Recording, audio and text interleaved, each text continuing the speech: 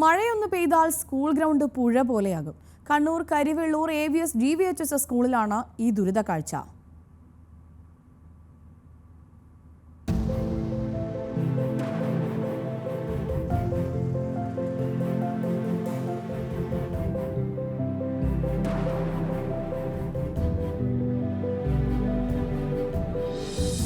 ഈ വെള്ളക്കെട്ട് കടന്നു വേണം 2000-ഓളം കുട്ടികൾക്ക് ക്ലാസ്സിലെത്താൻ. റോഡിൽ സുരക്ഷാ സംവിധാനങ്ങളില്ല. 6 വരി ദേശീയപാത നിർമ്മാണം പുരോഗമിക്കുമ്പോൾ കണ്ണൂർ കരിവെള്ളൂർ AV സ്മാരക ഗവൺമെന്റ് ഹയർ സെക്കൻഡറി സ്കൂളിന് മുന്നിലെ കാഴ്ചയാണിത്. മഴയൊന്ന് പെയ്താൽ ഈ സ്കൂൾ ഗ്രൗണ്ട് വെള്ളത്തിൽ മുങ്ങും. കുട്ടികൾക്ക് സ്കൂളിലെത്താൻ ഈ വെള്ളക്കെട്ടിലൂടെ നീന്തണം. നനഞ്ഞും ചെളിപുരണ്ടുമാണ് സ്കൂളിലെത്തുന്നതെന്ന് വിദ്യാർത്ഥികൾ പറയുന്നു. ഇവിടുന്ന് നമുക്ക് ചോറ് വയ്ക്കാൻ അപ്പുറത്ത് പോകണം. അപ്പം ഈ വെള്ളത്തിലേ നടന്നു പോകുന്ന പ്രശ്നം.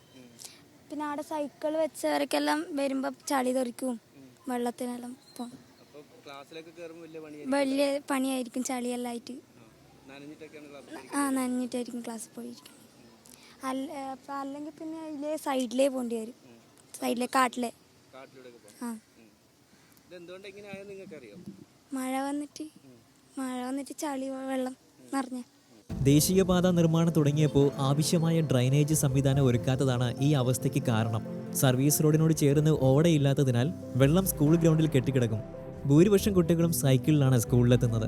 ഗ്രൗണ്ട് വെള്ളക്കെട്ടിലായതോടെ അതും പ്രതിസന്ധിയിലായി. നല്ലൊരു മഴ പെയ്താൽ ഈ ഗ്രൗണ്ട് ആകെ വെള്ളം നിറഞ്ഞ് ഒരു മുട്ടോളം വെള്ളം കെട്ടി നിൽക്കും. അപ്പോൾ ഇത് കഴിഞ്ഞ പ്രാവശ്യം തന്നെ നമ്മളെ കഴിഞ്ഞ അധ്യയന വർഷം ഈ ഒരു പ്രശ്നം ഉണ്ടായിട്ട് ആ പ്രശ്നത്തിനകത്ത് നമ്മൾ ഇടപെട്ടു പറഞ്ഞാൽ PT എന്ന നിലയിലും ഇവിടുത്തെ പ്രസ്ഥാനത്തിൻ്റെ ആളുകളെല്ലാം ഇടപെട്ട് കളക്ടർക്ക് പരാതി കൊടുത്ത് നമ്മൾ പറഞ്ഞ അടുത്ത അധ്യയന വർഷം വരുമ്പോൾ ഈ ഗ്രൗണ്ടിൽ എന്തെങ്കിലും പരിഹാരം കാണണം.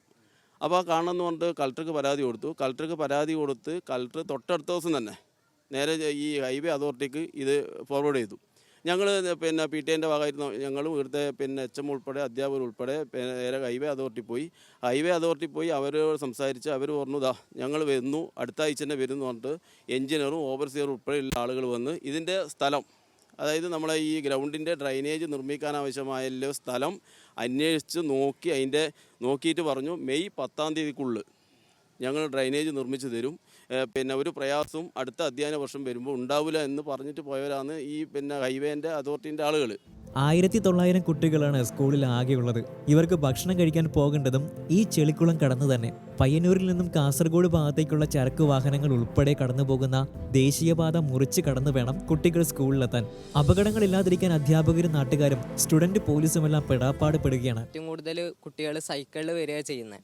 അപ്പോൾ ഇപ്പോൾ നാഷണൽ ഹൈവേയിലേക്കൂടെ സൈക്കിളിലേക്കൂടെ വരുന്ന സമയത്ത് ഇവിടെ ഇത്രയും വലിയ ഗ്രൗണ്ടിൽ വെള്ളം കെട്ടിക്കിടക്കുന്നതുകൊണ്ട് തന്നെ നമുക്ക് നല്ല വൃത്തിക്ക് സൈക്കിൾ പാർക്ക് ചെയ്യാനൊന്നും പറ്റുന്നില്ല. അത് കണക്ക് കുട്ടികൾക്ക് നാഷണൽ ഹൈവേ കടന്നു വരിക എന്ന് പറയുന്നത് തന്നെ വലിയൊരു പ്രശ്നമായിട്ടാണ് ഉള്ളത്. പഞ്ചായത്ത് പ്രസിഡന്റ് ഉൾപ്പെടെയുള്ളവർ നിരന്തരം പരാതി പറഞ്ഞിട്ടും ഈ കുട്ടികളുടെ ദുര്യോഗത്തിന് അവസാനമായിട്ടില്ല. നിരവധി പ്രാവശ്യം നാഷണൽ ഹൈവേയുമായി ഇടപെട്ടുകൊണ്ടും കലക്ടർക്ക് നിവേദനം കൊടുത്തിട്ടുണ്ട്. നല്ല രീതിയിലുള്ള ഇടപെടൽ നമ്മളെ ഭാഗത്തുനിന്ന് ഉണ്ടായിട്ടുണ്ട്. എന്നിരുന്നാലും ഇതിൻ്റെ ഒരു പ്രവർത്തനം വൈകുന്നത് വളരെ ബുദ്ധിമുട്ട്. ഓരോ വർഷകാലത്തും നല്ല രീതിയിലുള്ള ബുദ്ധിമുട്ടാണ് നമ്മളെ കുട്ടികൾ. ഇപ്പോൾ നമ്മളെ AV സ്മാരക സ്കൂളിലേക്ക് 500-ലധികം അഡ്മിഷനാണ് ഇപ്പം വന്നിട്ടുള്ളത്. അപ്പോൾ കുട്ടികളെ സംബന്ധിച്ചിടത്തോളം അവർ വാഹന സൈക്കിളാണ് ഉപയോഗിക്കൽ. അപ്പോൾ അത് വെക്കാൻ വരെ സ്ഥലം ഇല്ലാത്തൊരവസ്ഥയുണ്ട്. ഒരു ശക്തമായൊരു മഴ പെയ്തു കഴിഞ്ഞാൽ ഗ്രൗണ്ട് മുഴുവൻ വെള്ളത്തിലാവുന്ന ഒരവസ്ഥ വന്നിട്ടുണ്ട്. അപ്പോൾ ഡ്രെയിനേജിൻ്റെ പണി പെട്ടെന്ന് പൂർത്തിയാക്കിയാൽ ഇതിനൊരു പരിഹാരം കാണാം എന്നുള്ളതാണ് നമ്മളെ കൂട്ടമായി PTA അടക്കം പഞ്ചായത്ത് ഭരണസമിതി അടക്കം നമുക്ക് മനസ്സിലാക്കാൻ സാധിച്ചിട്ടുള്ളത്. ദേശീയപാതയുടെ നിർമ്മാണത്തിനിടയിലെ ജാഗ്രതക്കുറവും അശാസ്ത്രീയതയും എല്ലാ ദിവസവും കണ്ണൂരിൽ ദുരന്ത വാർത്തകൾക്ക് കാരണമാവുകയാണ്. 2000-ഓളം വിദ്യാർത്ഥികളുടെ സുരക്ഷയെ ബാധിക്കുന്ന പ്രശ്നത്തിന് ഉടൻ പരിഹാരം കാണണമെന്നാണ് ഇവരുടെ ആവശ്യം.